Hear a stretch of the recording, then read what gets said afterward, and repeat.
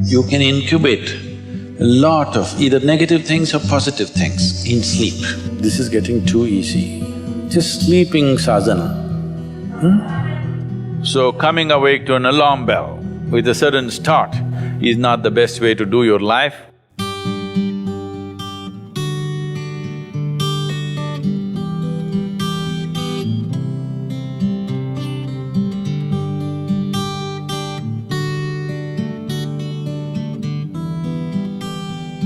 How many of you find that one day morning when you get up without any reason, you're just feeling ugly for no reason? If it is happening even at least 2-3 times a year, if it is, then you must do certain things before you go to bed. It's very, very important.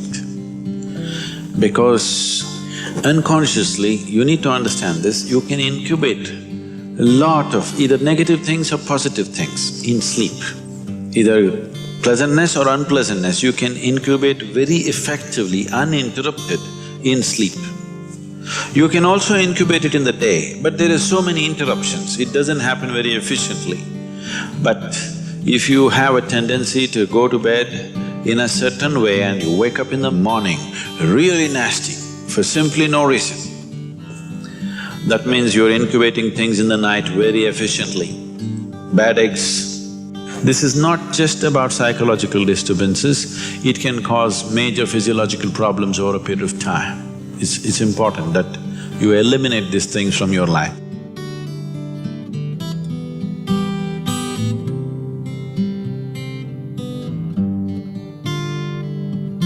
So, before you go to bed in the night, there are certain things that you need to take care of. It's best if you're eating meat and other kinds of meals, you eat at least 3 to 4 hours before you go to bed. The digestion is over. Before going to bed, drink a certain amount of water and go to bed. You will see it gets taken care of just like this. One simple thing can be just a shower. Always to shower before go to bed, it'll make a lot of difference. In this weather, maybe cold showers are difficult, so you go for lukewarm showers, don't go for hot showers in the night. Go for lukewarm showers, it makes you alert. So you will think, oh, I cannot sleep. It doesn't matter, you will sleep 15-20 minutes or half an hour later, but you will sleep better because it will take away certain things. When you shower, it is not just the dirt on the skin that you're taking away. Have you noticed if you're very tense and anxious, whatever, just a shower, you came out, it feels like almost the burden has been taken away from you?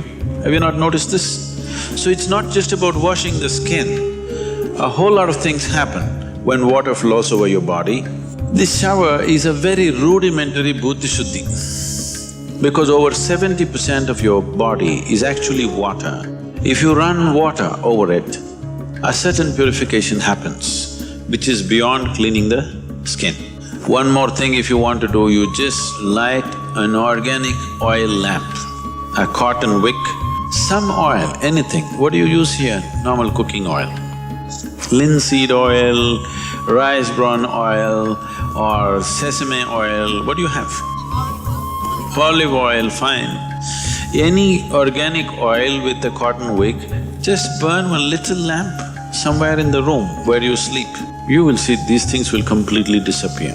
If you can bring in a chant or there are nightly practices, yogic practices, before you go to bed, sit on your bed and do this practice. If you want to do Isha Kriya, it's available on the net. Generally, in India, they told you should not put your head to the north and sleep. You're aware of this? If you put your head to the north and sleep during the night when you're in horizontal positions, then slowly the blood will get pulled towards your brain. When there is too much circulation in the brain, you cannot sleep peacefully. If you have any kind of, inherently weak aspects in your brain, or if you're of old age, you could die in your sleep. One can have hemorrhage because extra blood is trying to enter the brain, where the blood vessels are hair-like. Something extra is being pushed because of the magnetic pull. When you're in a vertical position, this is not so. The moment you become horizontal, this pull on the head is so strong that slowly the blood tries to move towards the brain. So to avoid this is true only in the northern hemisphere. If you go to Australia, you should not put your head to the south. If you're in India, you should not put your head to the north. You can put it any other way, it's okay. Keep this in your mind, that you are truly a mortal, okay? Not in words, really, you could fall dead right now. You may be young, you may be old, it doesn't matter, you can fall dead right now. Yes or no? Before you go to bed, sit on your bed and think this is your deathbed. You have just 1 more minute to live. Just look back and see, what you have done today, is it worthwhile? Just do this one simple exercise. And you don't know when it really happens, whether you'll be sitting on your deathbed or lying in a hospital, all kinds of things sticking into you.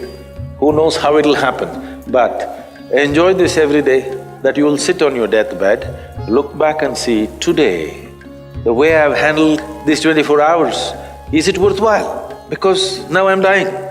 If you do this, you will live a worthwhile life, believe me. So every day in the night, all of you should do this before you go to bed. Last 3 minutes, everything that you have gathered, the body, the content of the mind, things, don't ignore small things, the small things are big things. I've seen how people are carrying their own private pillow, you know, because it's very important. So, your pillow, your footwear, if you have relationships, everything that you have gathered, keep it aside, sleep. If you sleep in that condition, you will wake up with much more light, with much more energy, with much more possibilities than you have imagined possible. Just sleep as life, not as a man, not as a woman, not as this and that. Keep everything down, simply. See, this is getting too easy. Just sleeping sadhana. At least this you must do.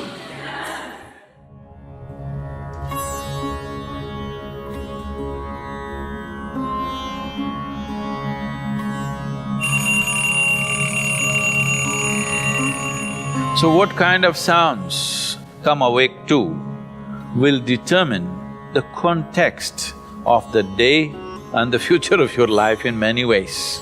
So coming awake to an alarm bell with a sudden start is not the best way to do your life. It is best that if you need a certain amount of sleep, if your body right now, because of the kind of food that you consume and the kind of thoughts and emotions that you process within yourself, accordingly you may… and the level of vibrance that you have managed within your body will determine how much sleep you need. Let us say you need let's say you need 8 or 12 hours of sleep. I was saying the wrong number Whatever amount of sleep you need, you know how much you need.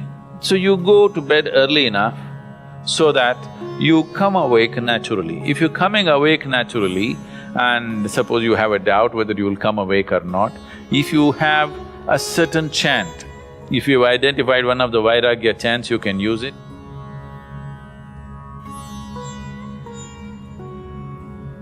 Physiologically, one important aspect of you is your heart, the pumping station for your blood circulation, which pumps life across the body.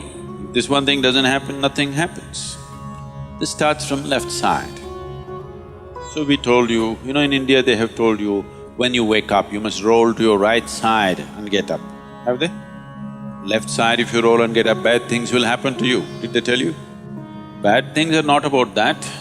When you're in a certain state of relaxation, when the body is in a relaxation, the metabolic activity is low. When you get up, there is a certain surge of activity. That's why they told you in India, see, all these things are built into your life which you're throwing away. The whole science of living has been built into your life. They told you in the morning before you wake up, you must rub your hands together and see like this, huh? Not see like this, you must place it upon your eyes.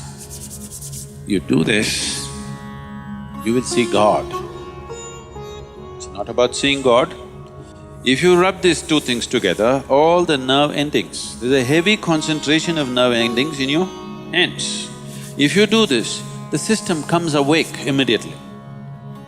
You're feeling asleep, you're feeling sleepy, just do this and see.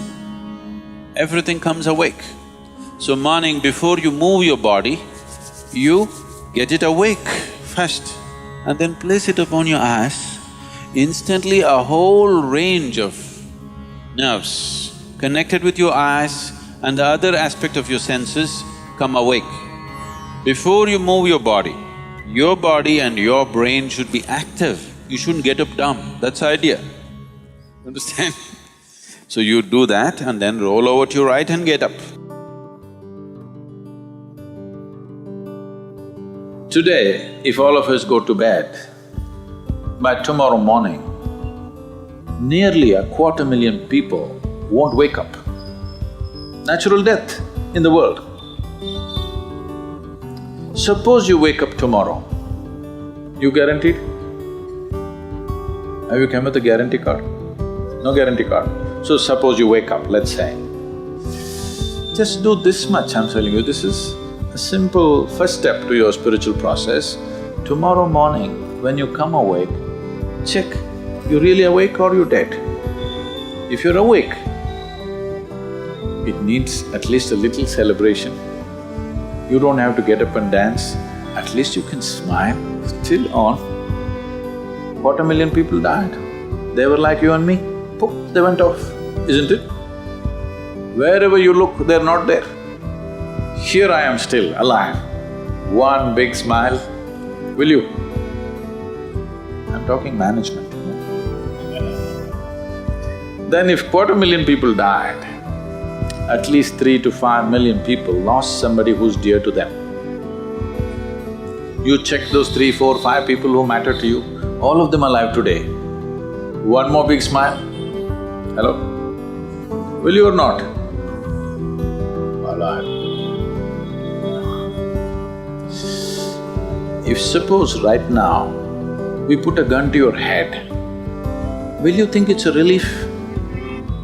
No. You'll be terrorized, isn't it? So that's how precious it is to be alive, isn't it so?